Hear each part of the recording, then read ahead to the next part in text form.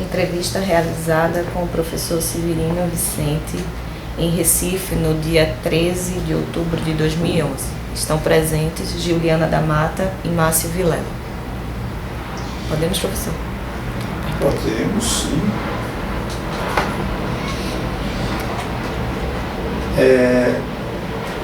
Podemos começar, né? A conversa que a gente tem hoje, né? Essa semana eu fui procurado para conversar um pouco sobre a minha vida, fazer uma pequena história de vida. E é uma coisa difícil, apesar de ser a vida da gente, a gente tem dificuldade, né? É muito melhor falar a vida dos outros. Por isso eu fiz um pequeno roteiro, está aqui, ó, um pequeno roteiro, para ver se a minha memória se lembra das coisas que devem ser lembradas. Então, a gente poderia começar pelo momento do nascimento da gente, né? É o ideal. Não é assim que a gente começa? Eu nasci em 17 de abril de 1950, num lugar chamado Caramuru, de um açude, era chamado também Lobo. Caramuru, este lugar, ele ficava na época, fazia parte de Paudalho, depois fez parte de Carpina. E aí eu fui registrado no cartório que funcionava em um distrito de Carpina chamado Lagoa do Carro, que hoje é uma cidade. Então eu nasci numa cidade, fui registrado e agora estou registrado em outra cidade, mas sou carpinense. Meus pais são de origem simples, né? Mamãe Maria Ferreira da Silva, ela nasceu em 1923, em fevereiro de 1923, está viva ainda. Ela é filha de Severino Cota e Alexandrina Ferreira, e viveu lá, num lugar, naquela região que é entre Nazaré da Mata e Limoeiro, né? Meu avô trabalhava para um rapaz lá de Limoeiro chamado Francisco Heráclio. Formou-se um pequeno, era um vendedor, um homem que trabalhava de vendas, etc., e de comércio de animais, Severino Ferreira Cota, que terminou se tornando pequeno proprietário, sempre nas terras próximas de Chico Heráclio, e tinha lá as suas conveniências com Chico Heráclio. Terminou sendo morto por conta de serviços prestados a Chico Heráclio, a outra pessoa, e foi morto antes de nascer. Então, quando eu nasci, portanto, sem avô paterno, porque Severino Cota foi morto na emboscada lá numa estrebaria, que seria estacionamento de cavalos, numa briga com o compadre dele da família Lapenda, que hoje manda na região de São Lourenço da Mata. Esse pessoal, a gente de família simples, mas sempre tocando com esse pessoal. Aí mamãe conheceu papai, papai é filho de uma família grande, ele teve 20 irmãos de uma só mãe. Dona Florinda, que era casada com José Vicente da Silva, meu avô paterno, que só depois de muito tempo descobri que era negro, e minha avó era uma índia misturada, assim como a avó materna também. E era um negro que também, portanto, nascido já depois do ventre livre, pelos meus estudos, na fronteira da Paraíba com Pernambuco, né? E cortador de cana naquela região, trabalhou cuidando de algodão, e papai foi um menino desse tipo, até que foi para Nazaré da Mata, cresceram por lá, e começaram no comércio. Papai terminou ainda jovem, meninote, sendo responsável, trabalhando no barracão do engenho. Né? Que engenho, professor? O engenho Nazaré da Mata, ele fica... eu não consegui localizar, porque papai nunca me disse exatamente, mas é um dos engenhos famosos, de Lázaro da Mata, que fica na fronteira com Buenos Aires. Na fronteira com Buenos Aires, na época Jacu. Jacu era o nome do lugar. E papai ficou nesse aí, conseguiu juntar um dinheirinho, e saiu do corte da cana, se tornou comerciante, comprou terras e foi exatamente morar em Caramuru, onde eu nasci em 1950, depois que ele já sou o quinto filho do casal. Bom, então vivi. Quantos irmãos o senhor tem? Mamãe teve 11 filhos. O primeiro filho dela nasceu, abortou, ela era casada, tinha 16 anos quando casou, e abortou sozinha durante uma noite. E teve aqueles problemas de uma mulher no interior, na mata lá, sozinha. Papai, como não era ponto da venda, mas ninguém soube disso. Depois ela teve outro filho, então 2 morreram, sobrevivemos apenas 7. Éramos 11, mas sobrevivemos 7. Eu tenho 3 antes de mim, Josefa Maria, que está viva ainda hoje, José Vicente da Silva Neto, que já morreu, Maria José da Silva, que está viva, eu, aí depois de mim veio Aloísio, que morreu, veio a Terezinha de Jesus, que está viva, depois veio Antônio Vicente da Silva, que está vivo, que está no Rio de Janeiro, e Jorge Cláudio, que é o ponta de rama, que nasceu 14 anos depois de Antônio Vicente, e ninguém mais esperava. Aliás, é o único que nasceu no Recife, porque todos os outros nasceram no interior, porque quando nós viemos para cá em 1954, 55, já estava toda a família pronta. Papai já tinha um outro, como comerciante, ele se mudou para outro lugar em Carpina, na beira do rio Cabibaribe, num lugar chamado Apuá, próximo de onde tem hoje a grande barragem do Carpina. Ele comprou uma pequena propriedade chamada Boa Esperança, que foi onde eu vivi 3, 4 anos, na beira do rio Cabibaribe. E aí tinha um pé de café lá atrás. Foi quando eu tenho algumas informações da infância que depois vieram confirmar o que é a minha tese de trabalho hoje, que a Zona da Mata Norte nunca foi monocultura apenas de cana-de-açúcar, que isso é um estereótipo que impede os historiadores entender a Zona da Mata. É isso que eu tenho dito nos meus 3 últimos livros, poucos lidos, evidentemente, pouco lido aqui na universidade, porque a universidade não lê os seus autores, a não ser que eles se tornem famosos fora daqui, mas daqui e que trabalham sobre coisas da região não funciona. Isso é um outro problema. Bom, então em 54, até lá a gente ficou, em 54, essa pequena propriedade. Papai teve uma grande doença em 53, começou ali na sangue, e aí ele teve que vir para o Recife e ficou hospedado no Hospital Pedro II durante muito tempo, e mamãe ficou sozinha lá, cuidando da mercearia, cuidando dos 6 filhos, e dos 10 moradores que tinha na propriedade. E aí papai não conseguiu, voltou, tomou a medicina tradicional, a medicina da alopata não resolveu, ele voltou e tomou uns chás que mandaram para ele, e aí ele parou de urinar sangue.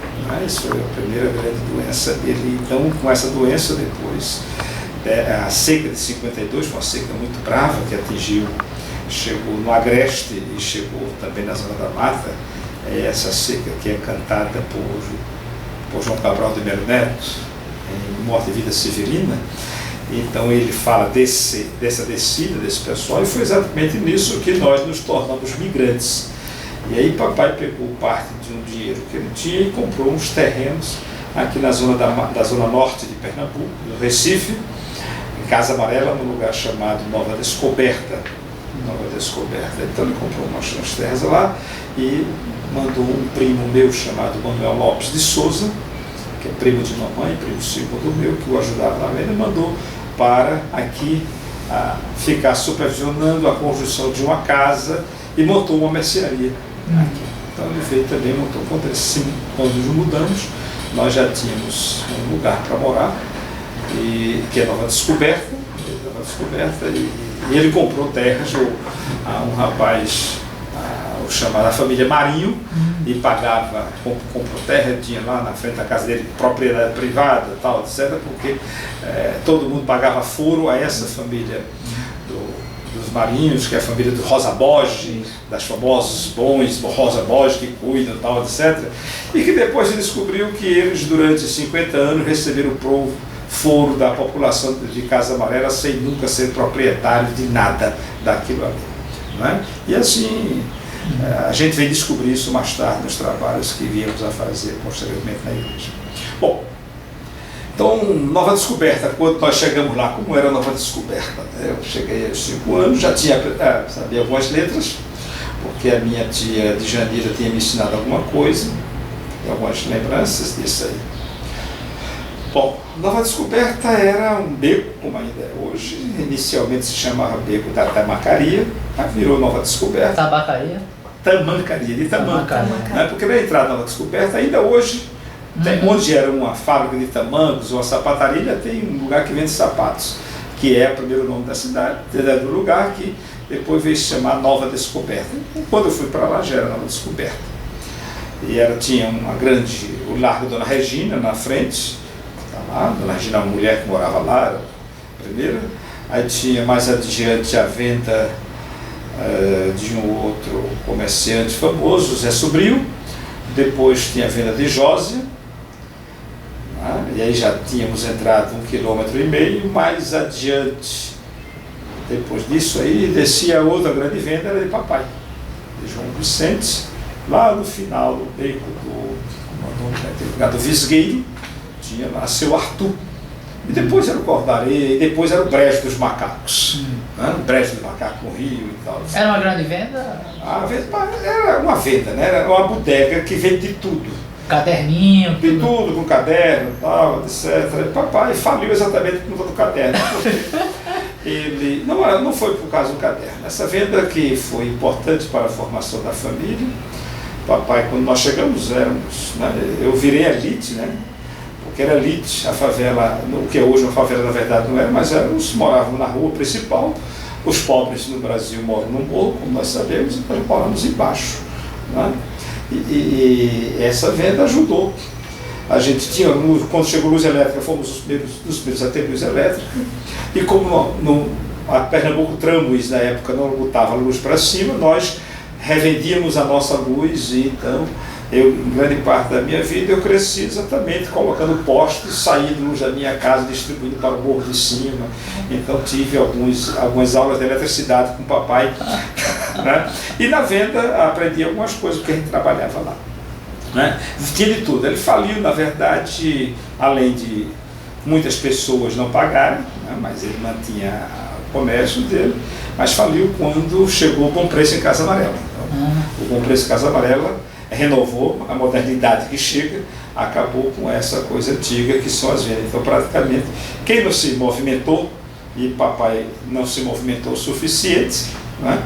Então a venda chegou a cair mais tarde. Já era a época dele se aposentar, não teve grande problema. Também nenhum dos seus filhos tinha vocação para o comércio. Né? Que ano foi isso?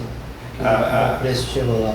O Bom Preço chega logo depois da Revolução de 64, 65, né? Quando ele faz aquele grande Bom Preço e acaba, porque todo mundo começa a indo comprar lá. E o Bom Preço vende à vista, então o pessoal comprava à vista no Bom Preço e fiado na venda de papai. E nas outras vendas, esse aqui é o problema, né? Os pobres nunca têm muita fidelidade com os pobres. Bom, então nós chegamos lá, e foi lá que começa o que eu chamo a primeira formação. Duas formações são paralelas. Foi lá onde eu comecei realmente a estudar e a ler no Ateneu São Tomás de Aquino, um Ateneu que foi criado numa das casas do papai, porque papai comprou a casa dele, o terreno, e comprou o terreno ao lado, ele também construiu uma casa, né? Na verdade, eu iria para a casa do seu João para no outro canto, depois ele construiu ao lado, e seu João veio morar. E na casa de seu João, que era um homem solteiro, um rapaz que ia ser padre. Tem a história, essas histórias, né? O cara ia ser padre, se viu uma mulher bonita, e se apaixonou e tal, aí deixou a batina, largou e depois levou um par de chifre. E aí se muda da cidade, então ele veio do Rio Grande do Norte, veio bater lá em Nova Descoberta e abriu uma escolinha. Como você sabe, não havia nos anos 50 sistema escolar, né?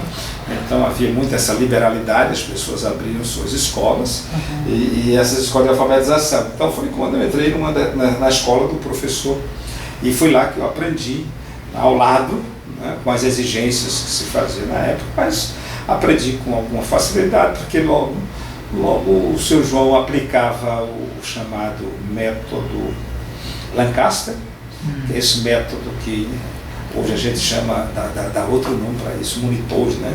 Mas o método Lancaster basicamente era o seguinte: o professor tinha muitos alunos na sala, não podia tomar a lição de todos e pegava o aluno mais adiantado e esse aluno mais adiantado cuidava. Né?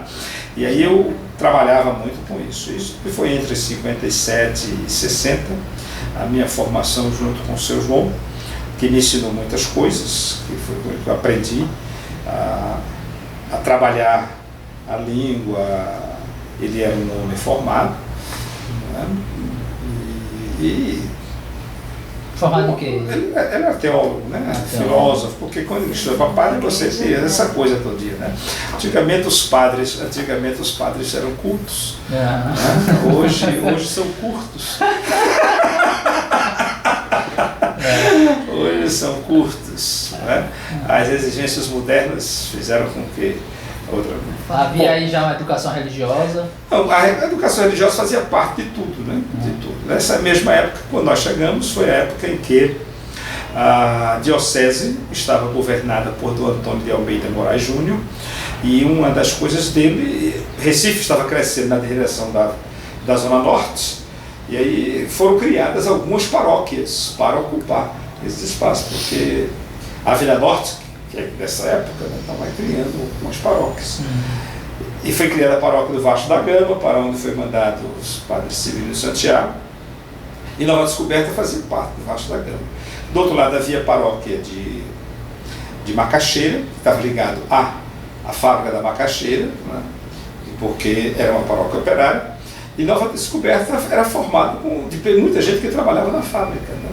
Então era um bairro que crescia porque todo mundo estava empregado na fábrica. Com o fechamento da fábrica, ela vai se tornando vai virando favela, né? O fim da fábrica da Macaxeira tem uns efeitos deletérios ainda pouco estudados, porque bom, não vou dizer porquê, nem meu pensamento a respeito, não se estuda muito essas realidades, né? É muito mais fácil estudar a formação da classe operária da Inglaterra do que a formação da classe operária, né? As pessoas nem sabem que havia fábrica no Recife, né? As pessoas não sabem nem que havia fábrica em Limoeiro, não sabiam nem que havia Sambra no Limoeiro, não sabia que nada disso, porque não se estuda a história de Pernambuco nas escolas. Professor, então esses moradores de Nova Descoberta, boa parte deles trabalhavam então na fábrica. Exato. Aliás, no meu site, no meu blog, eu comecei a contar um pouco dessas histórias que eu conto para você. Um dia recebi uma carta de alguém do Rio de Janeiro. Eu falei sobre essa coisa, ele disse: olha, eu gostaria de saber se você podia me ajudar. Meu pai trabalhou na fábrica da Macaxeira, você conhece alguém e tal, etc. E aí eu conheci o fulano, uma pessoa, e perguntei e passei a bola. E quando um dia eu descubro que esta menina era filha de uma pessoa que morava lá perto da minha casa, mas que saiu depois do fim da fábrica da Macaxeira, abandonou a família, porque não podia segurar a família, foi para o Rio de Janeiro, né? E lá no Rio de Janeiro fundou nova família.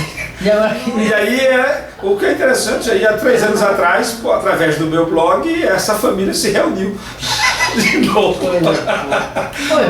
Pois é, então havia uma vida de trabalhadores muito grande. Então, porque essa coisa interessante que você está falando, a Nova Descoberta, boa parte das pessoas hoje entendem como sempre foi uma favela, uma comunidade pobre, né? Enfim, é interessante pensar numa comunidade pobre, mas ligada aos operários, né? É pobre, mas decente, né?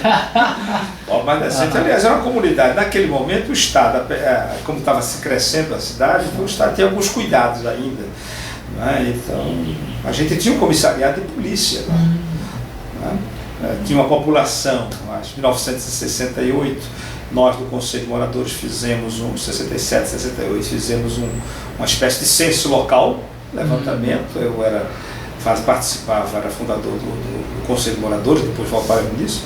Nós fizemos um censo e chegávamos a uma população de 20 mil habitantes. Então nós tínhamos 20 mil habitantes e tinha um comissariado de polícia para cuidar da nossa. Esse comissariado era ligado aos Correios? Não, era um comissariado de polícia, da polícia do estado de Pernambuco.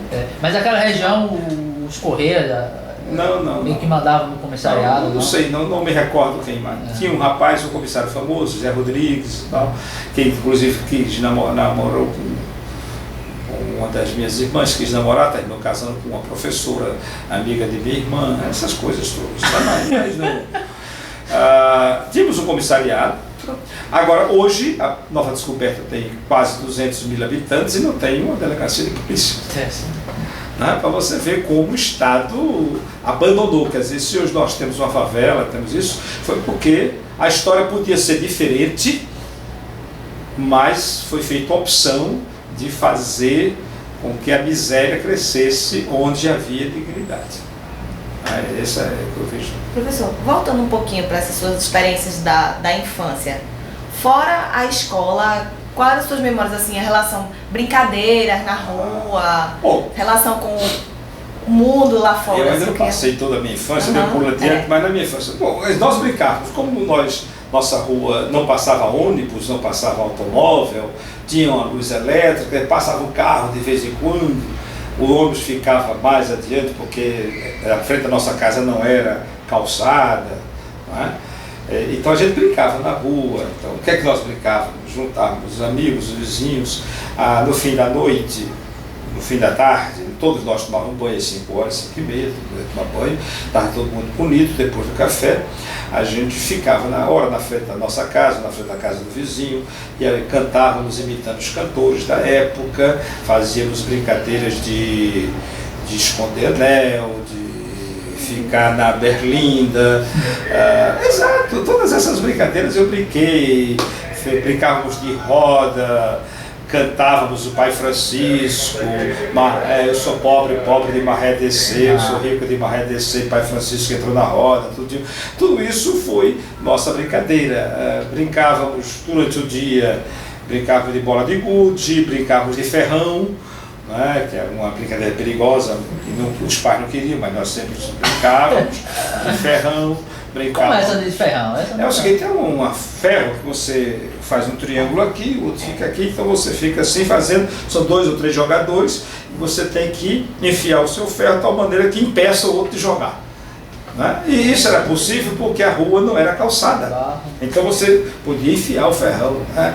O calçamento destruiu a infância, destruiu uma série de brincadeiras que se fazia, precisa de cavar buraco, sabe, jogar bola de gude, bola buraco e tal, você precisa de ter o chão, né? No momento que você bota a calçada, no momento que você bota o asfalto, acabou uma parte da infância. Brincava muito de papagaio, de chalupa, jogava futebol, fui sempre um péssimo jogador de futebol, aliás. Que posição você jogava? Não, bom, na época, qualquer posição, porque era eu e um rapaz que depois se casou com um menino que casou com minha irmã mais velha, então, e contra meu irmão Iburu, que era um outro brincadeira, nunca mais vi Iburu. E aí brincávamos ao lado, jogando barra, jogávamos bola de meia, nós não tínhamos essas bolas de borracha, não é? Tínhamos bola de meia, juntávamos, pegávamos a meia, enchíamos de papel, de trapos de roupa, então fazíamos bola, jogávamos de bola, era bola de barra, né? E brincávamos de queimado também. Aí foi numa dessas brincadeiras de bola que minha irmã, lá perto de casa, ao lado da minha casa, tinha um pé de barriguda, e minha irmã brincava, tal, gostava de subir. Uma dessas brincadeiras, eu estava voltando de fazer um gol, tal, ela caiu de cima, caiu em cima, quebrei minha perna. Mas foi um desespero, porque Você quebrar uma perna lá, o ônibus mais próximo, a parada do ônibus ficava a igreja quase 1000 metros, né? Então, depois que papai percebeu que eu tinha, porque papai ficou muito irritado, ele não queria que a gente jogasse futebol, tal, sabe? E quando viu o filho desse jeito, tal, foi lá e ficou irritado. Sabe como é essa coisa? Batia em todo mundo, depois me chamou, levante para apanhar também, quando eu me levantei para apanhar, porque filho obediente, né? Levante para apanhar, o seu pai chamou, você vai. E eu me levantei, mas quando eu fiquei em pé, não pude me ficar porque a perna estava quebrada. Então ele me colocou no braço, andou comigo 1 quilômetro no braço até chegar à parada de ônibus, e aí esperar que o motorista finalmente saísse, e fomos ao hospital infantil, e lá eu fiquei 15 dias com a perna para cima, porque foi uma primeira grande experiência de hospital. Foi terrível, né? Mas foi interessante. Ao mesmo tempo tinha a minha experiência religiosa, né? Na época que eu fiz primeira comunhão, como eu dizia, foi a época que foi criada a paróquia, né? Primeira comunhão eu fiz aos 7, 8 anos, né? Atrasou por conta exatamente da perna quebrada, na igreja, na capela. Trazendo todo mundo? Porque não formava turminha para fazer? Exato, tinha turma, mas eu perdi a turma. Eu perdi a turma por conta da perna, então eu fiz a primeira comunhão sozinho, né? Sozinho. Porque a turma chegou o momento e a irmã Mirtes, que era a catequista, disse que não ia esperar, eu não podia sair e tal, porque estava com um gesso enorme, não podia sair, mas então logo acabou o gesso, aí eu fiz sozinho a minha primeira comunhão na Capela Santa Terezinha. Né? Bom, eu acho que eu tenho um retrato disso lá em casa ainda, paletó, gravata, branco, tudo branco. Naquele tempo, todos os meninos antes dos 12 anos de idade usavam calça curtas, era um paletó de calça curtas. Né? Foi uma cerimônia muito interessante, porque uma das coisas que eu me lembro foi a primeira vez que eu fui a um alfaiates, e uma das poucas vezes que eu fui a alfaiate, que papai foi lá e comprou um terno bonito, feito um alfaiate, para fazer a primeira comunhão. Depois eu entrei na Cruzada Eucarística da paróquia e finalmente Dom Antônio de Almeida Moura Júnior criou a paróquia Nova Descoberta, separando do Vasco da Gama.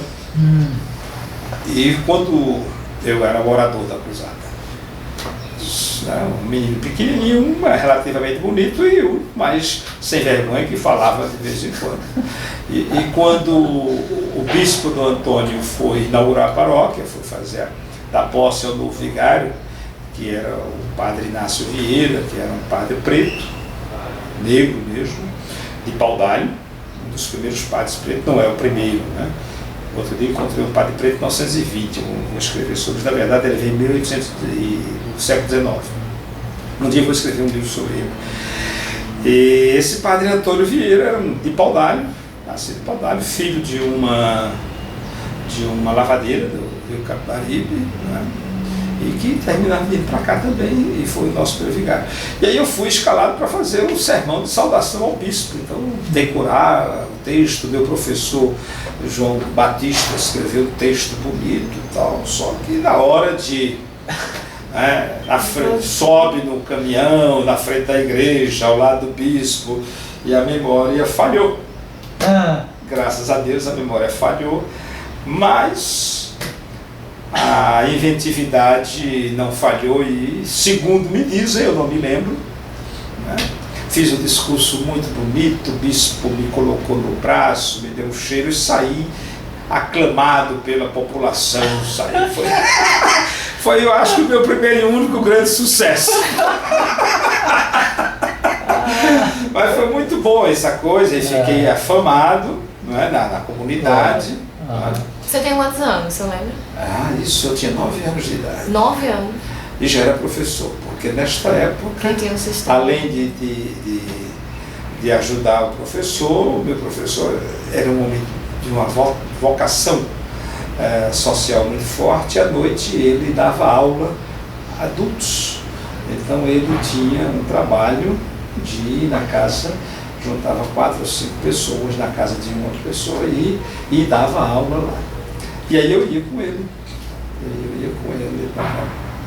para ajudá-lo.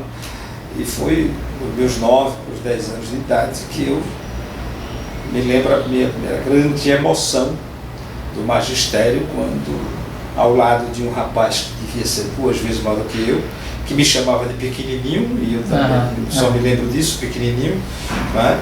E ele era um rapaz forte, era um trabalhador da fábrica, mas analfabeto e tal. Ele estava tentando, e um dia, uma noite lá, ele começou e olhou para mim e disse: menininho, eu estou lendo, pequenininho, eu estou lendo. Ele começou a ler, começou a chorar. Eu acho que foi aí que eu comecei a pensar que, muito sério, que devia ser professor, já era professor. Né? Meu primeiro alfabetizando tinha 9 para 10 anos de idade. E nessa época foi quando eu imaginei que devia ser padre. Ah, foi? Foi. Ah, sim, porque... Qual a relação? Porque eu estava na igreja também, era acólito, essa coisa todinha. E a família é muito religiosa, e eu celebrava, ajudava o padre na celebração e tal. Então tinha, acho que era o meu caminho, vamos, né? O que é que eu podia ser? Né? Ser um bom padre, ser padre. Então eu me matriculei. Quando chegou aos 10 anos, eu estava terminando a 4ª série, tinha que fazer uma admissão ao ginásio, e não podia, tinha que demorar mais um ano. Por causa da idade, não? Por causa da idade. Mas então o vigário, o padre Inácio, disse: não, você vai me preparar para fazer o admissão ao ginásio. O padre negro. O padre negro, o senhor padre Inácio. E na casa dele, todo dia, além das minhas aulas normais, eu ia estudar com ele. E então me inscrevi para fazer o concurso de admissão ao ginásio do ano 60 para 61, no Colégio Arquidiocesano do Recife. E fui lá, saí da... Eu estudava então no colégio público, no Colégio Dom Vital, era o Colégio Dom Vital, onde eu estava terminando a 4ª série. E terminando a 4ª série, corri para fazer a admissão ao ginásio por conta própria. Me inscrevi, fiz a admissão ao ginásio e passei. E assim, antes da idade limite, antes dos 11 anos, eu estava na 1ª série ginasial, que hoje é a 5ª série. Professor, deixa eu entender. O senhor estudava no Colégio Dom Vital, que era desse... Não, o Colégio Dom Vital é do Estado, do mundo do Estado. Mas o senhor não estudava com esse... Mas não, ali foi a alfabetização. Ah, tá. Né? Quando chegou o momento que você você precisa estar oficialmente, claro. Então, a 4ª, 3ª e 4ª série, aí eu fui fazer no Colégio Dom Vital, que fica em Casa Amarela, funciona hoje aí para lá. Né? Então fui lá. Então terminou a 4ª série, me inscrevi no Dom Vital, no Instituto, no Arquidiocesano, fui aprovado, e na hora da inscrição encontrei lá um padre, e aí eu disse: ó padre, eu gostaria de saber, será que este curso que eu fiz aqui não seria possível eu pegar essa coisa, esse dado, e usar no seminário? Porque eu estava ficando ser padre. Era o mocinho, era o padre, na época, o padre Miguel Cavalcante. Ele disse: quem é o seu vigário? Começou com o vigário, e aí eu, ao invés de ir para o colégio arquidiocesano, eu fui matriculado. Eu cheguei em casa e disse: mamãe, papai, eu tenho uma notícia para vocês. Aos 10 anos de idade, imagina chegar e dizer: papai, eu tenho uma notícia para vocês. Eu estou matriculado no seminário arquidiocesano da Várzea, e aqui está a lista das roupas que vocês têm que comprar.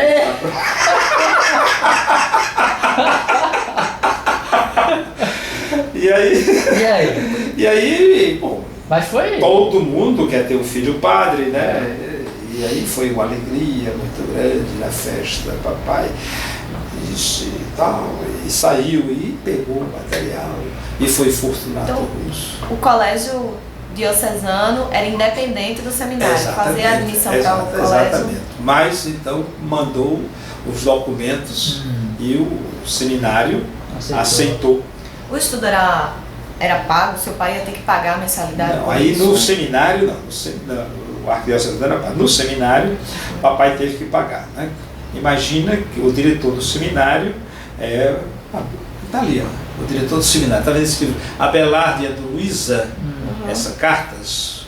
O autor deste livro é o meu professor Zeferino Rocha. Padre, na época, o padre Zeferino Rocha, era o reitor do seminário. né? Então fui para lá. Ô, professor, então no seminário o senhor fez então que seria a quinta e a sexta série. E existia no seminário? Não, existia sim. Porque no seminário menor, existem duas coisas na formação. As pessoas diziam, um padre estuda tantos anos, não é verdade? Porque o padre entrava no seminário menor para a quinta série. O primeiro ano ginasial fazia o ginásio científico, a filosofia e a teologia. Então o ginásio científico, o clássico da época, é o que todo mundo fazia. Só que ele estava internado logo no começo para aprender a viver fora da família, porque é importante, você vai ser padre, é um fulano que decidiu que não vai ter família, então ele vai ser treinado a viver sem família. Isso é a disposição do Concílio de Trento, vim aprender muito mais tarde, evidentemente, né? A disposição do Concílio de Trento, de pegar o futuro padre para uma formação especial, a criação do seminário vem do Concílio de Trento. E então eu fui tirado da família, né, para entrar lá. Então lá faz um curso reconhecido em parte, né, pelo governo, essa parte. Né? E aí depois de fazer isso, você ia fazer filosofia, depois de filosofia, teologia. Então, a rigor, o curso para o padre mesmo são os cursos de filosofia e teologia. Ou seja, 4 mais 4, 8 anos, ou só teologia mesmo, 4 anos. Isso no seminário, eu ia para uma instituição à parte? Bom, aí é tudo no seminário, né? Tudo no seminário na época. A ideia é que eu faria o seminário menor da Várzea, depois iria fazer o seminário maior em Olinda. Né? Então eu iria para Olinda. Eu entrei, foi assim que eu terminei indo para o seminário na Várzea. Né? Na Várzea, encontrei lá meus primeiros grandes professores mesmo, além de ter estudado com o padre, com o João Batista, meu grande professor, a orientação de Inácio Vieira. Aí encontro com este homem que eu admiro muito até o dia de hoje, que é Zeferino Rocha, que tive o prazer enorme de quando essas cartas transformaram-se, esse livro Paixão, Violência e Solidão na Idade Média, que é escrito por ele também, né? Exatamente, é de Zeferino Rocha, Zeferino Vaz Rocha. Então Zeferino Rocha, convivi com ele, foi ótimo, aprendi muita coisa com ele. Foi ele que me ensinou a escutar música. Então no final da tarde ele nos levava até a sala da reitoria, né? Escolhia alguns alunos, né? E a gente se sentava lá entre 5 e 6 horas da tarde, todo mundo estudando, e ele escolhia alguns. Eu fui várias vezes para a sala dele e aprendi a ouvir música. Foi ele que me apresentou o Chopin, me apresentou a música clássica. Então minha formação começa a se moldar pegando esses aspectos de uma cultura ampla, porque eu tive a sorte de conviver com humanistas desde o começo. Né? Lá também encontrei outra figura importante, que mais tarde irei encontrar mais tarde também, mas como eu estava dizendo, um dos grandes elogios para a minha vida foi que quando os livros dele se transformaram numa peça teatral, Abelard, Heloísa, de muito sucesso aqui, eu fui convidado pelos artistas para fazer assessoria histórica, discutir com os artistas como era a Idade Média, como era isso. E foi muito alegre para mim, porque no dia da pré-estreia estava eu ao lado do meu professor, né, uma espécie de midrash. Midrash, essa linguagem, essa coisa da literatura hebraica, né, que as coisas têm um começo e o fim se fecha. Então foi um fechamento, né, com o Zeferino Rocha, muito importante. Né? Zeferino Rocha era um dos padres que estavam candidatos a ser bispo, levado a estudar formado na Gregoriana, né? Porque havia no século passado, na segunda metade, um processo de formação específica de alguns padres. Então esses fulanos eram enviados. E Zeferino, uma família rica, né? Família rica, ainda hoje a família é dona de parte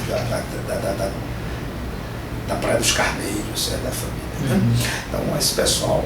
Mas aí, além disso, né, tornou-se grandes humanistas. Depois ele entrou em crise nos anos 60, meados dos anos 60, entrou em crise, ele e muitos outros. Ele entra em crise e deixou o seminário, deixou a batina, tornou-se um grande psiquiatra e professor da universidade aqui, na Universidade Federal de Pernambuco. E o irmão dele, Zildo Rocha, que também é um dos últimos latinistas, pessoa trabalho, um grande tradutor também, foi meu orientador espiritual lá nesses 2 anos que eu vivi, 61, 62, 63, na verdade, 3 anos. Né? 3 anos.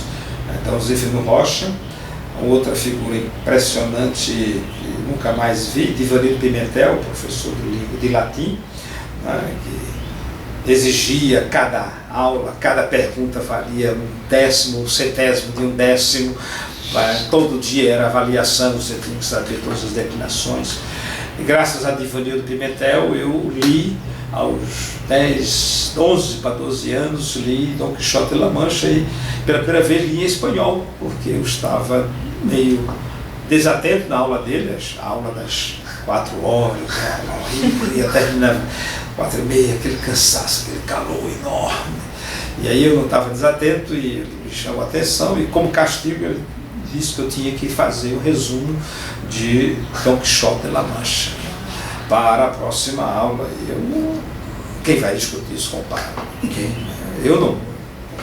Vou para a biblioteca e procuro Dom Quixote de La Mancha, só tinha espanhol, mas eu não tive coragem de voltar ao padre e dizer que só tinha espanhol. E aí me sentei com o dicionário ao lado e li Dom Quixote de La Mancha por obrigação, ao lado, e tal. E, bom, na época aprazada, apresentei do jeito que pude se apresentar. Na verdade, foi um exercício muito interessante. Outra pessoa, outro professor muito importante nesse período é o atual vigário de Casa Forte, Padre Edivaldo Gomes, que quando eu cheguei era vice-reitor, depois se tornou reitor. Então, Edivaldo era o nosso professor de língua portuguesa e fazia malvadezas ótimas. Uma das brincadeiras que ele fazia, ele exigia que nós, a cada dia que chegássemos na sala, tínhamos que levar uma palavra nova. Então, uma das primeiras atividades do dia era abrir o dicionário, procurar uma palavra que você não conhecia, tomava nota dela, o significado e apresentava na sala de língua portuguesa. Dizia, temos português todos os dias, então tinha que fazer isso todo dia. Então.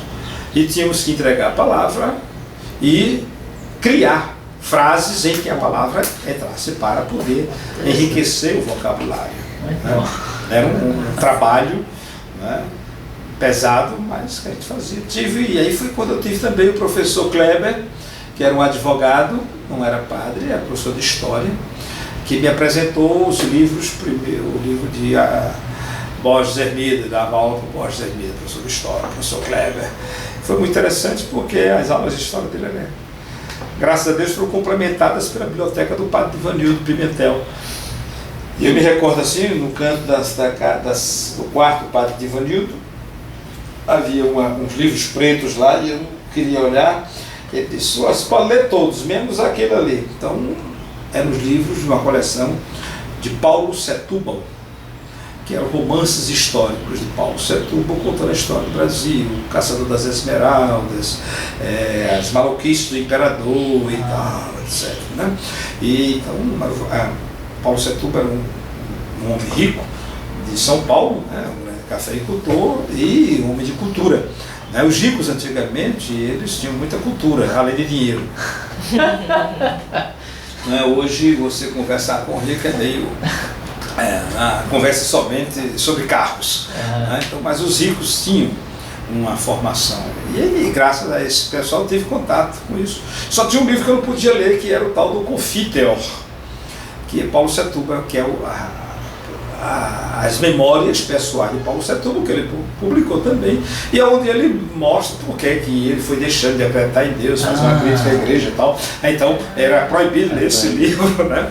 E aí eu passei a minha vida toda querendo ler um livro, não podia ler esse livro, porque Divanildo não deixava, Divanildo Pimentel não deixava. Finalmente eu li o livro depois de casado, porque conversando com o fulano, que era parente de Brandão, e aí eu pensei, rapaz, eu gostei tanto de ler os livros, mas nunca mais publicar esse livro, é raríssimo encontrar essa coleção do Paulo Setúbal. Aí ele disse, eu trago para o senhor.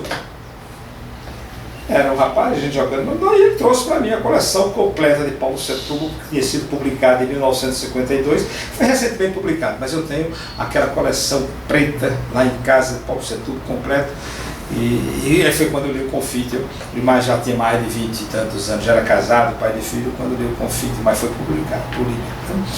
E tinha esse Kleber que me ensinou um pouco de história, né, trabalhava um pouco, e aí a gente chegou um momento, teve umas crises dentro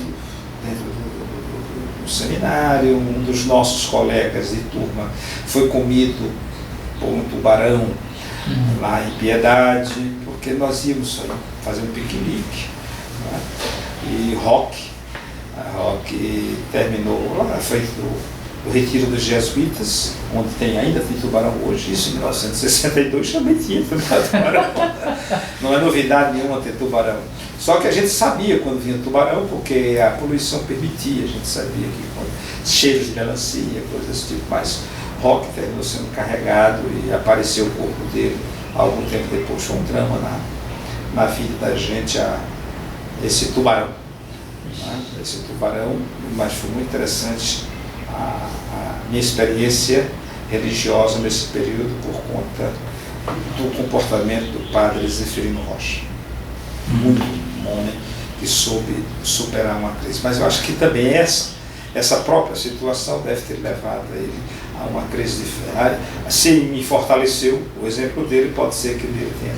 Mas isso é outro problema que não me compete, mas foi importantíssimo esse período. Bom, mas aí em 63 teve uns problemas lá, aí já o diretor já não era mais Zeferino, o reitor era Edivaldo Gomes, houve um desentendimento e eu decidi sair do seminário.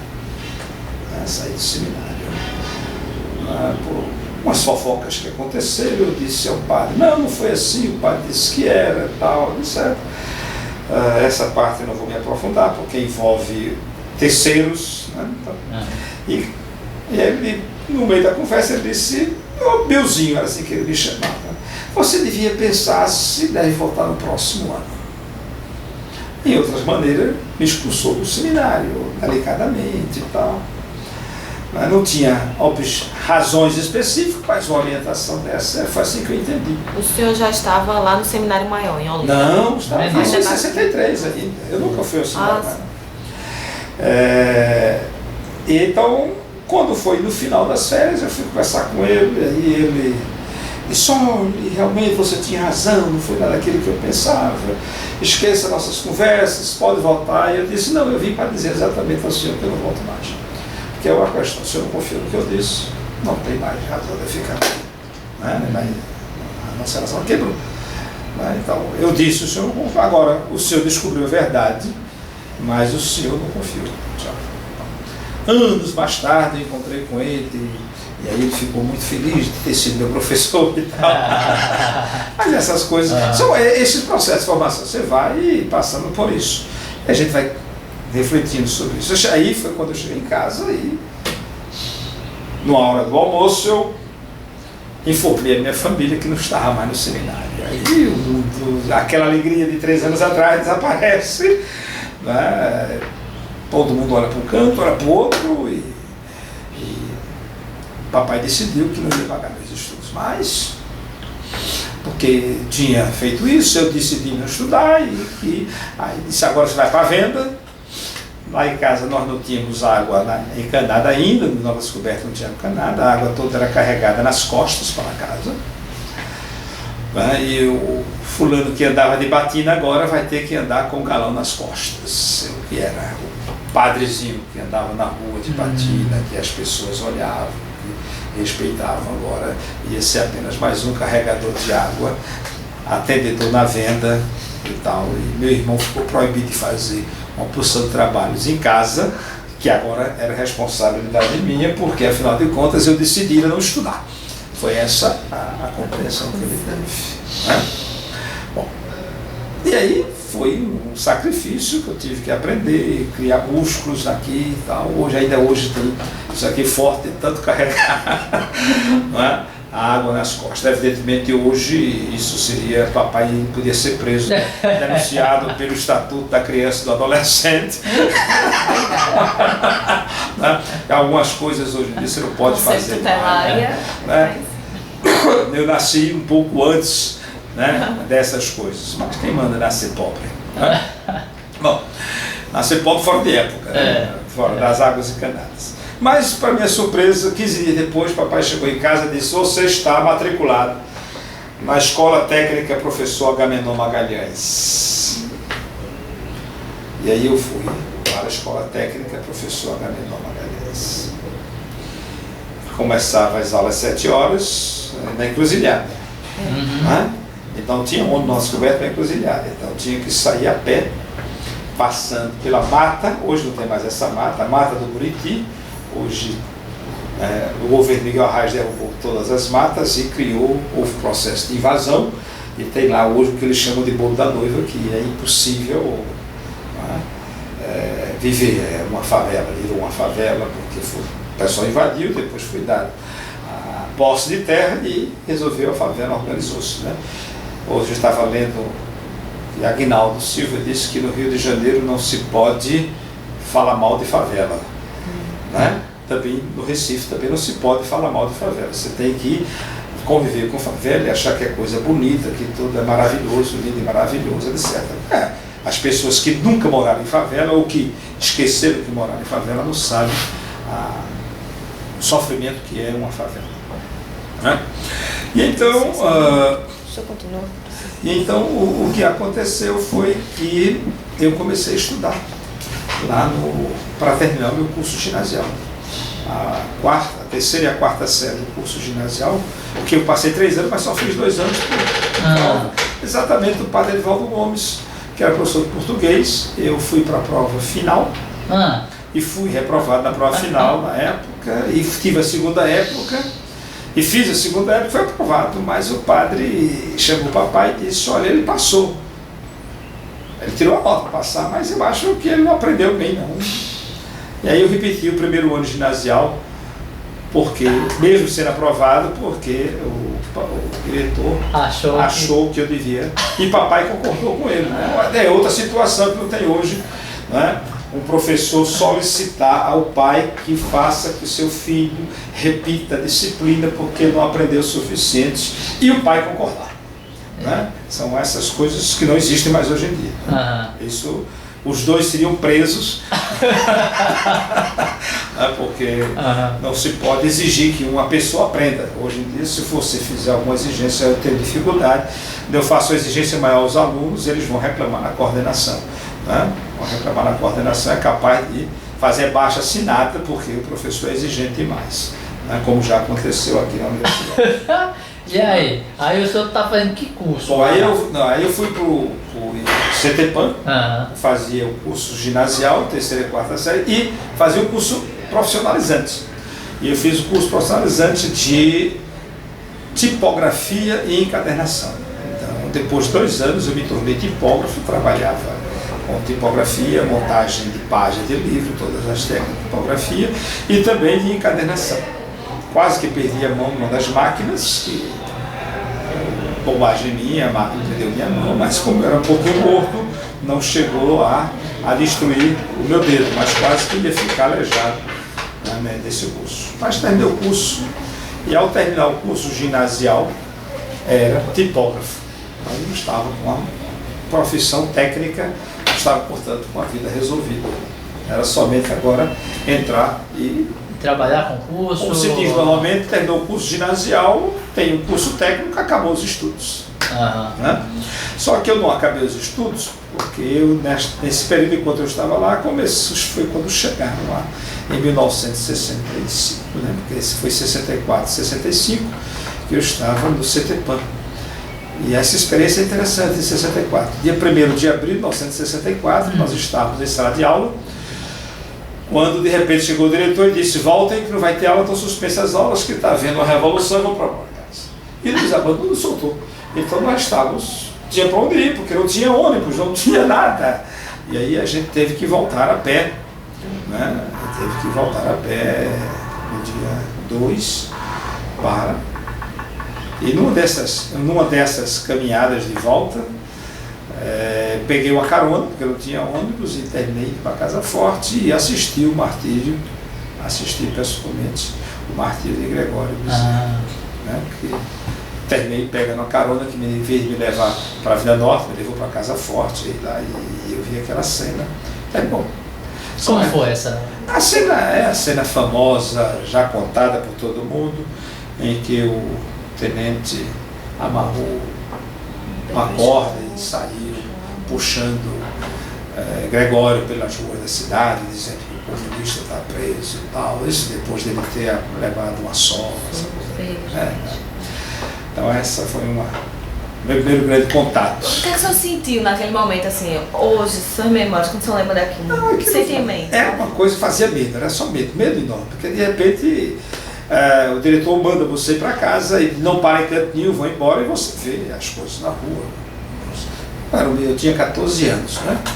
Alguma pequena, ia fazer 14, eu tinha 13, né? Isso aconteceu no começo de abril, né? E eu ia fazer 14 no dia 17, né? Mas aquela coisa mexeu um pouco, deve ter mexido. Minha formação religiosa, né? E foi nessa época que Dom Helder veio para o Recife. Foi nessa época que Dom Helder foi indicado para o Recife. Ele ia para São Luís do Maranhão, mas Paulo VI resolveu mandá-lo para o Recife. E ele veio tomar posse no dia 12. E aí eu estava presente na posse, escutei o discurso dele como católico, essas coisas estavam acontecendo. Tinha havido a Revolução, uma coisa do dia, mas o bispo chegava, era um bispo de renome internacional. Para a gente, era o bispo que chegava. Era o bispo que chegava. E se chegava o bispo, era um católico, a gente vai receber o bispo. E recebemos o bispo. Eu fiquei muito impressionado, porque de repente eu descobri que meu nome, Jesus, era Bio. Porque no discurso dele está lá. O discurso de posse dele, Nordeste, Jesus é Severino, é Bio, é Zé. E aí foi um discurso muito interessante, que algumas pessoas dizem que aconteceu em praça pública, quando é verdade. O discurso aconteceu dentro da igreja da Concatedral de São Pedro dos Cléveros. Né? Mas a historiografia, você sabe, a historiografia é aquela coisa que se repete. Aí um cara diz uma coisa, aí fica repetindo, o outro repete. Porque fulano disse isso de acordo com fulano no livro tal, aí fulano citou Beltrano no livro tal, aí pronto. Aí então fica. Então foi dentro de uma. Acabou. Então foi dentro da igreja. Foi dentro da e nesse momento havia várias autoridades civis. Sim, estava todo mundo lá e tal, é isso. Agora, por que as pessoas pensam? Porque o som, né, colocou-se, a catedral não cabe muita gente, né? Então a praça, o pátio de São Pedro estava lotado, então você tem a voz do bispo chegando através do microfone, essa coisa toda, né? Então se cria essa coisa. Mas as pessoas que...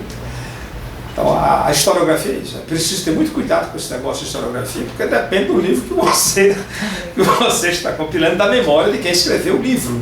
Né? E aí toda vez que me falo, porque a historiografia diz isso, eu sempre sorrio muito, porque como eu sou historiador, já vi muitas historiografias, né? Por exemplo, tem um livro que diz que Cajá morreu, mas depois vamos falar desse assunto, né? Porque cria-se, né, certos mitos e os mitos vão sendo colocados. Bom, aí no dia 17 eu completei meus 14 anos e me recordo no dia 18 de abril de 64. Como Dom Helder disse que estava à disposição do povo do Palácio dos Manguinhos, estava eu, menino de 14 anos, pedindo uma entrevista com Dom Helder. E aos 14 anos eu fui me apresentar, dizendo que eu não estava mais no seminário, mas era um católico de Nova Descoberta que estava à disposição dele e tal. Aí foi assim, meu primeiro contato com o Dom Helder. Foi lá e depois em Manguinhos. O senhor lembra a postura dele? Como ele respondeu? Ele sempre foi uma pessoa muito simples, né? Ficamos muito... Um tempo fomos amigos, né? Tem algumas amizades, algumas aproximações. Com o tempo, o Dom Helder almoçava lá em casa. Sim. Mas privamos muito dessa coisa. Bom, aí passou Aí, nesta época, 65, em 64 chegam os padres, passa Nova Descoberta, tinha dificuldade de ter padres. Dom Helder assinou um documento com a Diocese de Detroit, e em 65 chegam alguns padres estrangeiros, americanos, para trabalhar na Nova Descoberta. E eles estavam lá, e aí é uma revolução cultural. É uma revolução cultural, é um processo muito interessante, porque chegam aqueles padres americanos, muito diferente de uns padres que eu conheci na Nova Descoberta.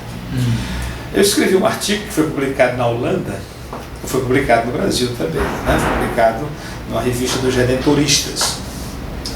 E esse artigo depois os Redentoristas publicaram na sua revista lá, na Holanda. Que o padre Humberto Pluman, com quem eu trabalhei mais tarde, né, me pediu que eu escrevesse qual foi o meu primeiro contato com os Redentoristas. Então, que eu me lembrava, essas coisas que você está me perguntando agora. Esse livro eu tenho até esse artigo, está aqui guardado em algum canto aqui, né, a revista Roda Viva, que era a revista dos padres redentoristas, da comunidade redentorista. E eu dizia o seguinte, que uma das coisas que me marcou quando eu conheci os redentoristas, que eram esses padres que faziam as santas missões, de Santo Inácio e de Santo Afonso Maria de Ligório, e aí eu me recordo desses padres que em 1958, pouco antes de haver a paróquia, dizer, foi uma preparação para a criação da paróquia, né? Pregaram as santas missões, Nova Descoberta e tal, e os padres com aqueles discursos, que são sermões, que a gente diz assim, são fórmulas que o missionário aprende e que aplica em todo canto. Né? São fórmulas, como certos roteiros de aula, né? Que aí o cara não precisa mais estudar e tal, e fica lá. E aí eu me recordo desses padres redentoristas, eu escrevi isto lá nesse artigo. Chegava a dizer que Nova Descoberta era um lugar de tanto pecado, que era capaz de aparecer um vulcão. Deus. De que ordem é esse redentorista? Redentorista é ordem. É uma ordem. É uma congregação, não é uma ordem, é uma congregação religiosa fundada na França logo depois da Revolução Francesa. E aí esses padres são os padres que estão lá na Madalena, são os padres que cuidam do Santuário da Aparecida do Norte. Né? Hoje não tem mais essa mentalidade, mas era assim. E aí, era assim, esse é o discurso do Frei Damião, que é a mesma coisa. Né? Então foi meu primeiro contato desses padres de Batina Branca. Né? Depois fiquei muito amigo deles e gosto muito desses padres. Humberto Pluman, com quem eu vim trabalhar no Inter mais tarde, é um redentorista importantíssimo na minha formação também. Bom, então, quando chegam esses americanos lá, é uma revolução que acontece. É uma revolução. Porque eles não sabem muito bem falar a língua. E como eu trabalhava, era acólito, nunca deixei de participar das atividades da igreja, né? E aí me serviu muito o espanhol de Cefanes. Porque os padres não sabiam falar português, mas eles falavam espanhol, e muitos deles tinham passado algum tempo na comunidade, muitos hispânicos lá, e trabalhavam com espanhol. E aí, o meu portunhol foi fundamental na minha aproximação com eles, né? E me tornei agora um acompanhante deles em todos os lugares para um debate, para conversa e tal. E aí começa um outro processo da minha formação, que é uma formação agora de padres, né? Com padres ingleses, americanos, e esses padres me levam para lugares que eram impossível para um menino da Descoberta, e eu começo a frequentar restaurantes, aí eu jantei no leite. Aí então era um outro tipo, então começo a entrar num outro mundo que me era proibido pela minha classe social. 14, 15 anos. E pela minha classe social, não entrar em canto nenhum, não tinha como pagar um jantar, no leite. O máximo de coragem que eu tive um dia foi juntar algum dinheiro e tomar, ainda me lembro da delícia que é, e toda vez que eu tomo esse pudim de laranja, aquele pudim de laranja, eu me lembro da coragem que eu tomei um dia e entrei numa sorveteria chamada Botijinha, que fica ali na André Vidal Negreiros. Hoje é um bar decadente, como tudo no Recife hoje é decadente, né? E na Estoril, que é mais adiante, mas foi na Botijinha que eu entrei, sentei-me à mesa e o garçom disse: deseja alguma coisa? E eu disse: quero um pudim de laranja.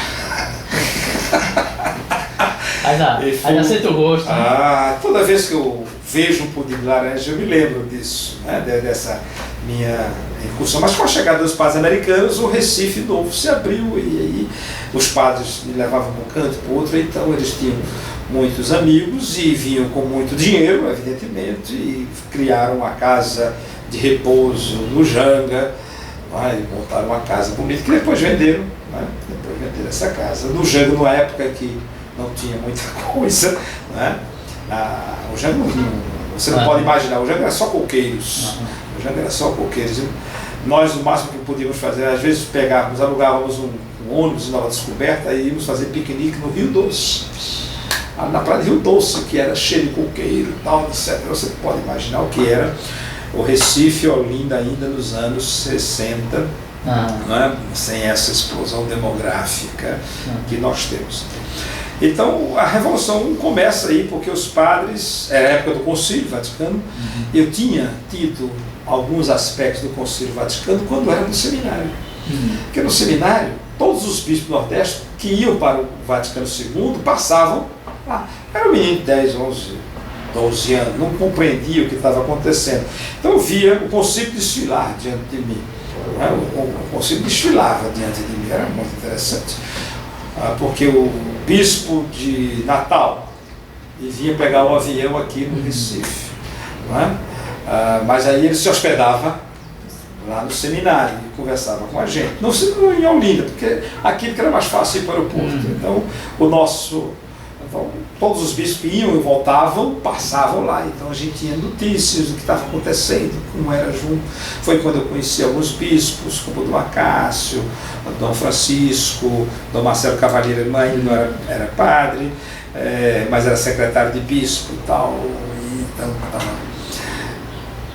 E quando esses padres chegam, eles vão aplicar aqui o que eu chamo, num dos artigos que eu escrevi, e foi publicado há 2 anos pelo Memória, que era o Concílio, a Igreja dos Desejos. Hoje eu posso dizer que Recife foi se tornando a Igreja dos Desejos. Que esses padres franceses, esses padres belgas, esses padres americanos que vieram para cá, eles viviam em dioceses que eram dioceses fechadas. Né? Quando eles chegam aqui, eles encontram um bispo aberto. O bispo lhes permite experiências, então eles fazem experiências. Eles vão colocar na prática o Concílio Vaticano II. Né? Então quando mais tarde eu fui aos Estados Unidos, um deles me disse: olha, a gente fez muita bobagem lá, mas a gente tinha desculpa de não conhecer a cultura. Entendeu?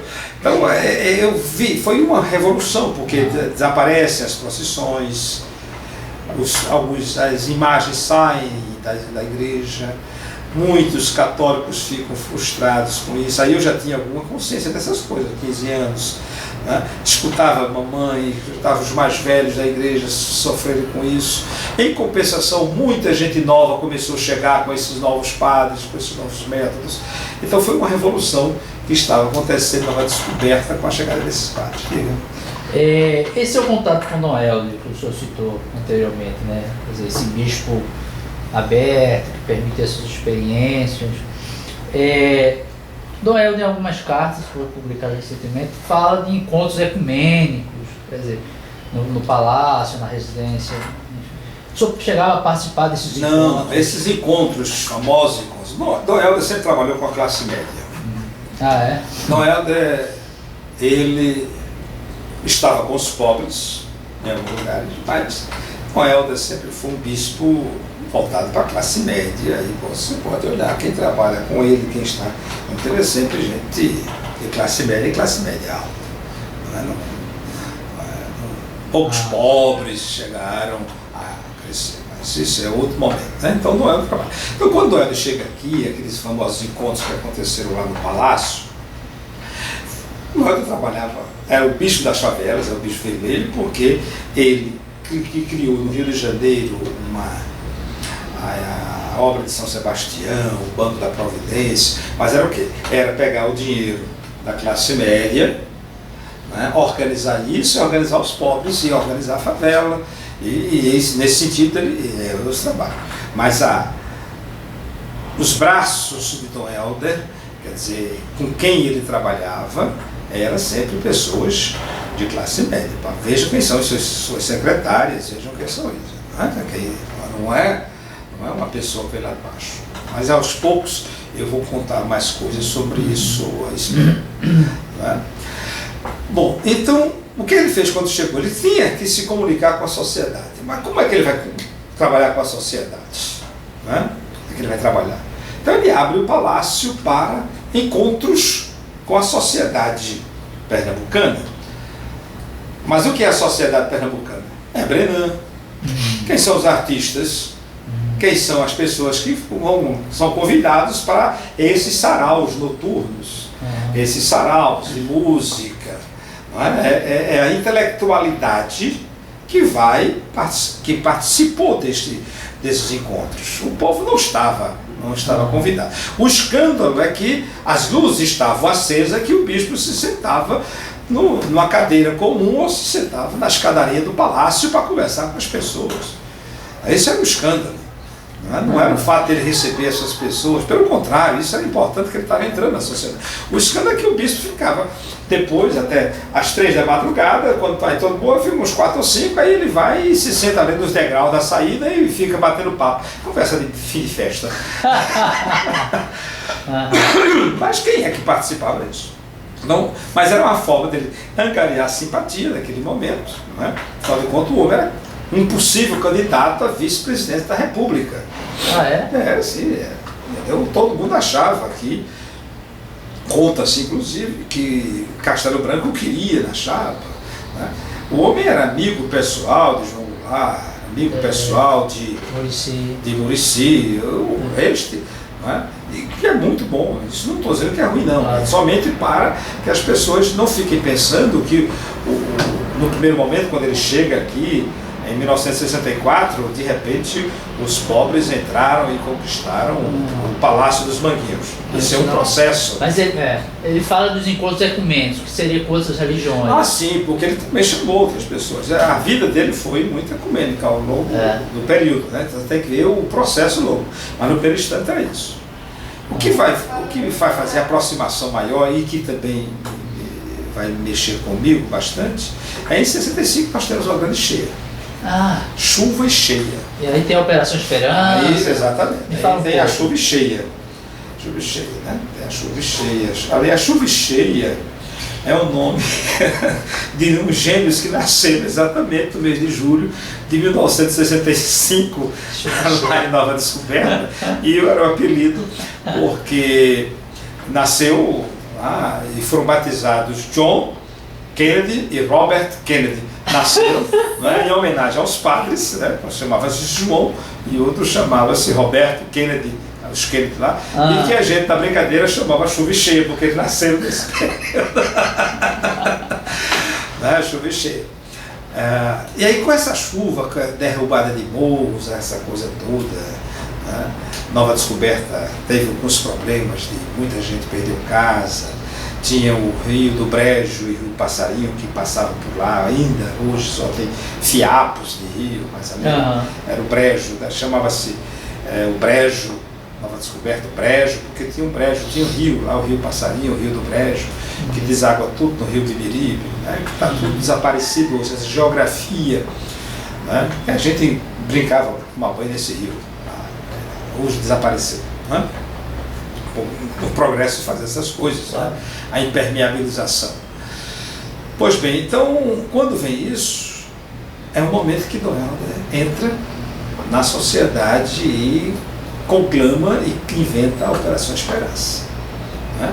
Inventa a Operação Esperança. E a Operação Esperança foi, no primeiro momento, organizar as paróquias, ele utilizou as paróquias para a distribuição, a recepção de material de construção e a distribuição desse material.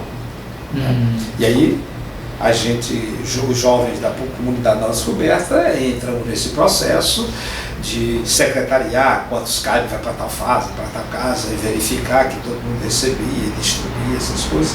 E foi nesse momento que surge a ideia do Conselho de Moradores.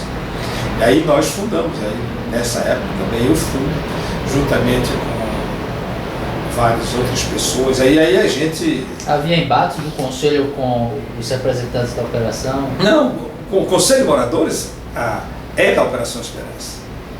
A Operação Esperança é um órgão que ele cria e que pressupõe a existência de conselhos de moradores, porque esses conselhos de moradores no bairro é que vão fazer o processo educacional.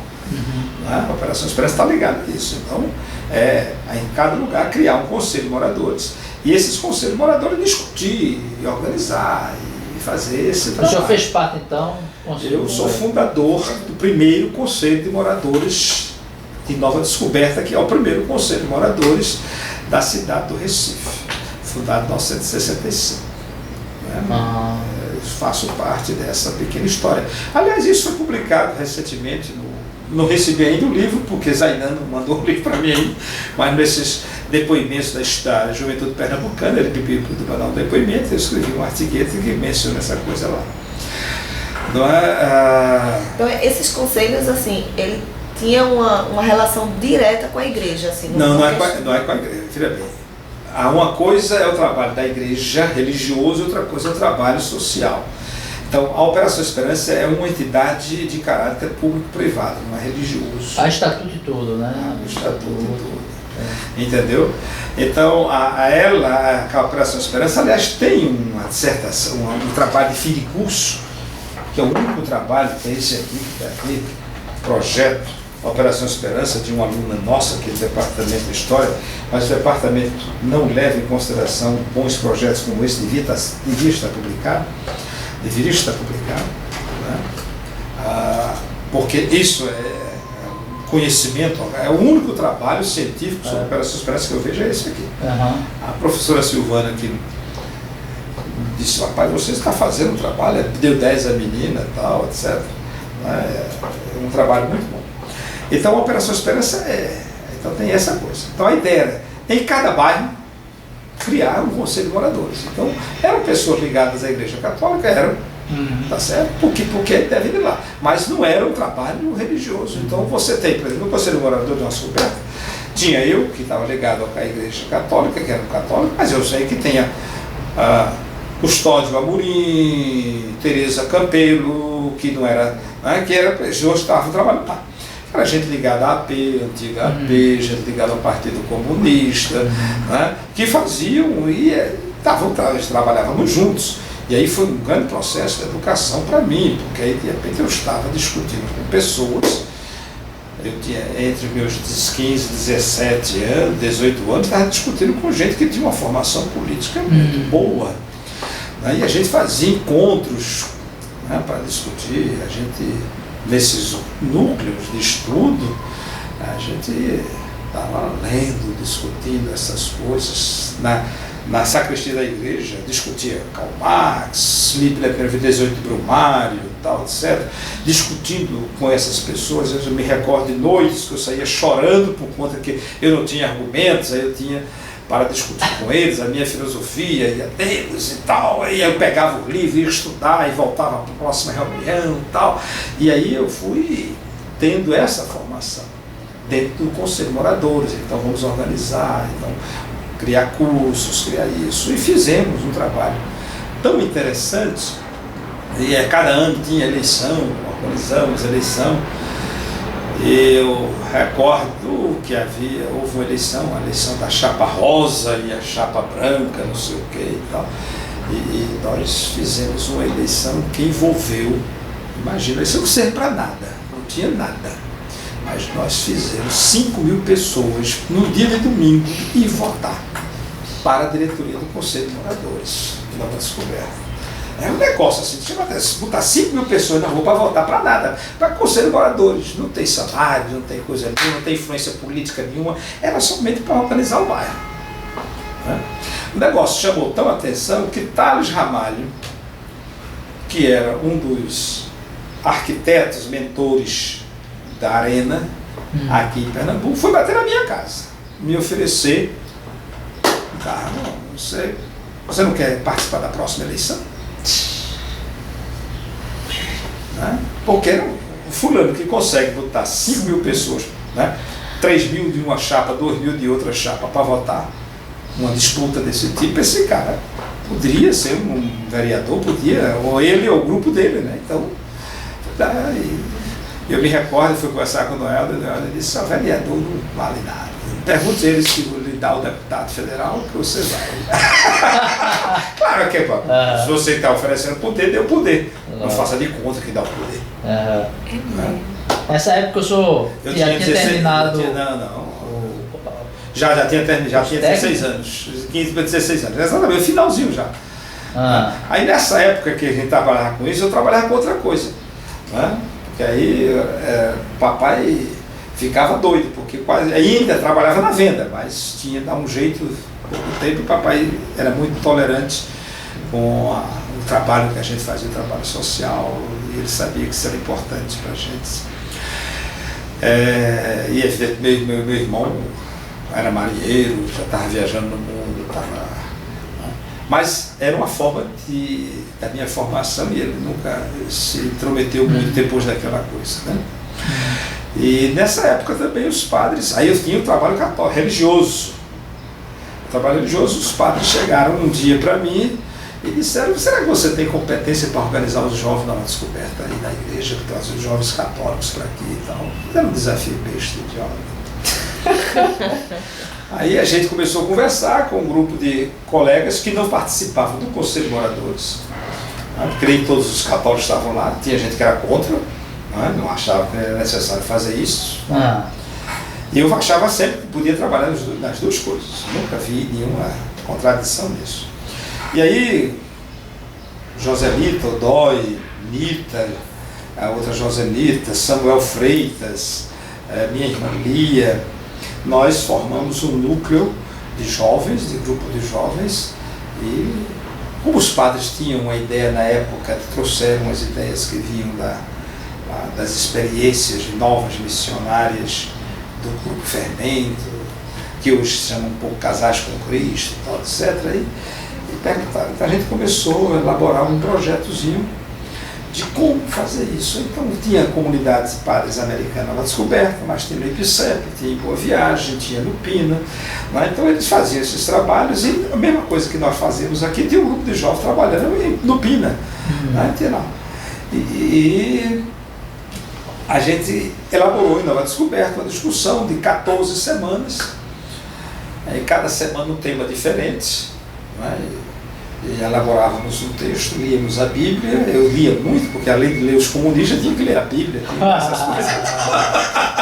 Então, o processo da minha formação foi lá, essa é a minha universidade. Então a gente tinha 14 temas que eram namoro, casamento, amizade, responsabilidade social, essas coisas que adolescentes precisam conversar. Eu acho que ainda hoje precisam conversar sobre isso, apesar de que não se conversa mais sobre isso, mas cada geração tem sua maneira de compreender o mundo e se lascar no mundo ou ser feliz no mundo. Né? Então nós fazíamos isso, e aí então cada um de nós tinha a obrigação de ir para um dos morros de Nova Descoberta e organizar um grupo. A gente chegava assim de cara, sem conhecer ninguém, subia o morro, era tudo menino aqui da faixa da elite, da favela. Né? A gente subia a favela, conversava com um, conversava com o outro, se apresentava, e daqui a pouco chegou um momento, nós temos 23 grupos de jovens se reunindo de maneira diferente. Isso em 1967, 68, cada fim de semana a gente preparava um texto, levava, discutia, e aí a gente ia estudando e trabalhando com isso. E aí foi quando tivemos a ideia de fazer um encontro com todos esses jovens, do Recife, das paróquias e tal, e vamos fazer lá em Boa Viagem. E aí eu fui escalado para ser o coordenador geral, né, dessa coisa católica, do mundo católico. E o tema geral era o amor, me recordo, o amor. E eu, menino, 17 anos, ia fazer 17 anos. E era falar sobre o amor. E eu disse, mas não tem nada a falar, não sei, eu queria falar sobre o amor. Então, felicidade da minha vida, um dos padres disse: olha, eu queria que você pode preparar essa palestra lendo esse livro. E colocou na minha mão o livro A Arte de Amar, de Erich Fromm, da escola de Frankfurt, expulso da escola de Frankfurt por conta do seu humanismo exacerbado, né? Então, aos 17 anos, estava eu lá lendo Erich Fromm, e como eu li A Arte de Amar, fiz da Arte de Amar, então da Arte de Amar foi para o conceito marxista do homem, e daí foi para ler todos os livros dele que eu tenho em casa, né? Escape from Freedom, A Fuga da Liberdade, todas essas coisas que eu comecei a ler entre meus 18 e estava lendo Erich Fromm. Então era uma coisa. E aí os comunistas não queriam que eu lesse Erich Fromm, evidentemente, porque era um danado, um fulano que abandonou o comunismo, né? Porque Erich Fromm é um fulano que já durante a Segunda Guerra Mundial disse que não havia diferença entre Stalin e Hitler. Quer dizer, era um homem de uma visão profunda. Por isso que eu aprendi desde cedo a ter nojo de todos os stalinistas, de todos os hitleristas que eu tenho encontrado em todos os lugares. Porque eu li esse pessoal, compreendi esse pessoal aos 17 anos de idade, quando as pessoas ainda estavam aprendendo a ler Sartre, eu já estava vindo. Quando eu fui estudar teologia, já tinha tudo isso aí. Bom, aí foi assim essa minha formação. Nesse período entre meus 16, 17, 18 anos de nova descoberta. Ô professor, nessa relação com a questão de reunir a juventude católica e tal, vocês tinham conhecimento da juventude protestante, o movimento deles? Existia disputa entre vocês? Não. Nessa época a gente... ABU, essas coisas? Nessa época não. Havia as suas igrejas separadas, de vez em quando nós nos encontrávamos, porque a gente chegava no lugar, mas os protestantes nunca foram muito voltados para a ação social. Nossa discussão terminava sempre no social. Essa responsabilidade social era muito católica. Essa responsabilidade social o protestante nunca tem, ele, né? nunca assumiu isso, só mais recentemente, depois que acabou a ditadura, né? Porque tudo isso está ligado a todo um processo de compreensão do mundo, e a Igreja Católica tinha um pouco, e a gente intuitivamente e organizadamente, com os documentos que a gente lia os documentos do Vaticano II, mas também lia as outras coisas. Eram jovens discutindo com jovens, né? E aí, em 67 e 68, eu tive uma ideia, disse: precisamos ter um jornal em Nova Descoberta. Precisamos ter um jornal em Nova Descoberta. Então, os padres tinham um jornal da igreja, todo mundo tem um jornal, precisamos ter um jornal. E ninguém queria ter um jornal, aí eu resolvi fazer um jornal. E criei um jornal chamado A Voz. E aí, das muitas atividades que eu tinha, uma delas era pegar numa folha de papel dessa, né, escrevia, pegava as notícias, o que estava acontecendo, e uma pequena reflexãozinha, meu blogzinho, era o meu blog da época, né? Sempre tinha minhas ideias e tenho que comunicar com as pessoas. Então eu comecei a escrever o jornal usando o escritório da igreja. Né? Então perguntei ao padre, então era o stencil, então eu comprava os stencils, então, fazia matéria datográfica tudinho, depois mimeografava e distribuía. Quem recebia 50 centavos de um, de outro, para poder fazer os custos, e assim saiu o primeiro número, o segundo número, o terceiro número. Né? Quando chegou no 13º número... Qual era a periodicidade? Você fazia era semanal. Era um trabalho, eu me dava muito trabalho. Eu me mantinha ocupado. Por isso é que eu tive poucas namoradas até esse momento. As minhas experiências amorosas só depois dos 20 anos. Não tinha tempo para namoro, não tinha tempo. De tal maneira que eu só vim perder a virgindade aos 22 anos de idade nos Estados Unidos. Experiência internacional, né? Discutia tudo isso, mas a minha... Porque nesse trabalho todinho, no fundo, estava o profundo desejo de ser padre ainda. De me dedicar à sociedade, de alguma maneira. Voltando só um pouquinho, o senhor começou falando do evento que reuniu toda essa juventude lá em Boa Viagem, que o senhor foi convidado para ser o coordenador geral. Rememora um pouquinho esse evento. Porque nesses anos, o ano 67 foi um ano muito bonito, né? Porque nós estávamos na ditadura, mas era aí uma ditadura meio branda. Sabíamos que tinha uns problemas aqui e acolá, mas o governo de Castelo Branco, algum dia as pessoas vão descobrir que era mais democrático que certas práticas do governo do PT hoje em dia, que não permitem oposição a ele. De jeito nenhum. Se eles pudessem, já tinham colocado atos institucionais aí para funcionar e acabar com muita coisa. Não é? Mas a gente convivia com isso, sabia que não podia, tinha os limites, não é? As pessoas. Mas era um tempo em que você tinha Roberto Carlos, e que você tinha Chico Buarque, quer dizer, a juventude consumia, nós consumíamos isso, minha juventude consumiu isso, a sua juventude consome outras coisas que às vezes eu não consigo compreender muito bem. Né? Eu não consigo compreender. Isso é importante. Eu sei que eu não consigo compreender essa juventude. Eu me recordo que aos 18 anos, numa discussão com o padre, e o padre queria tomar algumas decisões, há 18 anos, 19. E aí eu disse, não, você não pode, você não tem nada a ver com isso, você é um padre, você não tem nada a ver com a juventude, você não entende o que o jovem diz. Aí o padre disse, eu quero ver quando você ficar velho, o que você vai fazer? Eu disse, olha, quando eu completar 25 anos, eu nunca mais vou dirigir grupo de jovem. Porque um homem de 25 anos não consegue compreender um rapaz de 18, a linguagem é outra. Eu tinha essa compreensão, porque eu já tinha dificuldade em compreender meu irmão mais novo, que tinha quase 20 anos de diferença de mim. Eu tinha dificuldade de conversar com ele, eu tinha experimentando isso, porque quando você se envolve nesses movimentos sociais, você termina o tempo todo refletindo sobre sua vida. Eu acompanhei minha vida, eu não vi minha vida passar, eu acompanhei cada etapa da minha vida. Não tive controle sobre ela, não tenho controle, porque a vida você vai respondendo àquilo que vem, mas você sabe. E o que é que eu fiz? E quando eu errava, as pessoas me chamavam a atenção. Esses meus professores, esses padres americanos, me ensinaram. Diziam, por que é que você está dizendo? Olha, preste atenção a isso, leia essa coisa. Eu sempre tive esses grandes educadores. Depois de certo tempo, não dei muita importância aos professores de sala de aula. Um ou outro aqui. Porque a maioria dos professores de sala de aula, o máximo que fazem, quando fazem, e às vezes fazem mal feito, é repetir o que leram nos livros.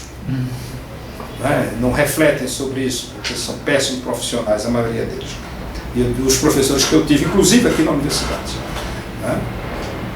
Evidentemente, nenhum dos que estão aí foram meu professor. Só teve um que foi meu professor, que foi o professor Marco Vinagre. Os outros, até alguns que foram meus alunos. Alguns dizem que foram, outros negam. Mas esse é o problema. Então eu acompanhei minha vida. Então a gente tinha essas coisas. Então a gente acompanhava. Então o que é que acontecia naquele momento? Tinha essa movimentação. Naquele momento tinha a movimentação do teatro. No Recife era muito forte. Não é?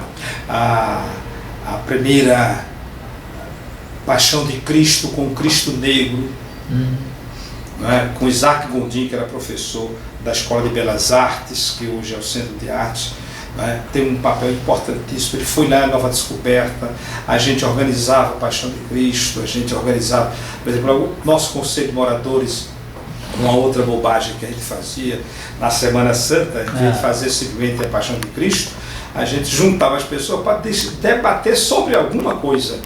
Então, o julgamento de Jesus, nós fizemos lá, em praça pública, na Capela Santa Terezinha, a gente fez o julgamento de Jesus, no outro ano o julgamento de Pôncio Pilato, no outro ano o julgamento de Judas. Então a gente fazia tudo isso, era um processo educacional muito interessante que nós vivíamos lá em Nova Descoberta e que eu tive o prazer de participar, de ajudar a criar todo um pensamento que está aí. Estão espalhados, a gente de vez em quando se encontra, conversa, e foi isso que nos manteve vivos. Então a gente participava dessas coisas todas, sabe? A sociedade era muito viva, como eu acho que ela é viva hoje. Né? Por exemplo, ontem eu estava lendo assim, as coisas que acontecem que eu não posso acompanhar. Eu gostaria de estar, tem teatro acontecendo isso, mas eu estou indo lá para outro canto, aí estou perdendo essas coisas. Eu estou perdendo? Não, tenho outra experiência. Né? Hoje você tem mais alternativas, e talvez porque tem mais alternativas, dá a impressão que não tem. Então a gente acompanhava esses movimentos todos. E tudo estava entrelaçado. Porque era como se os remanescentes escondidos daquele MCP apareciam. Não é porque a história ela não se perde, ela se reorganiza a cada momento.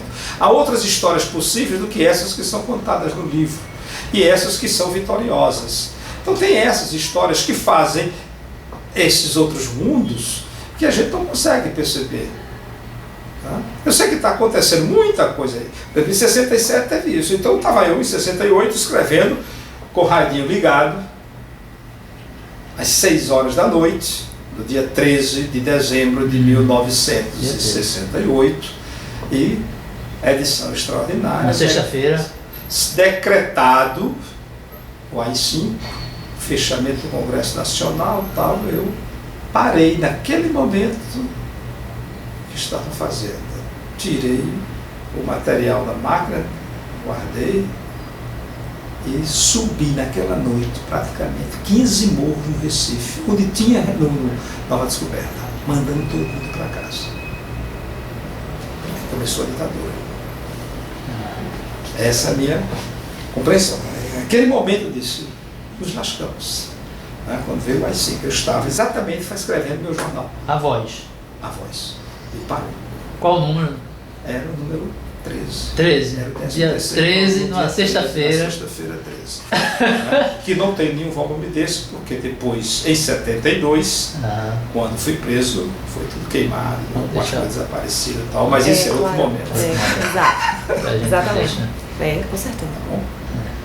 Então, Vamos parar por aqui hoje, na hora de almoço, né?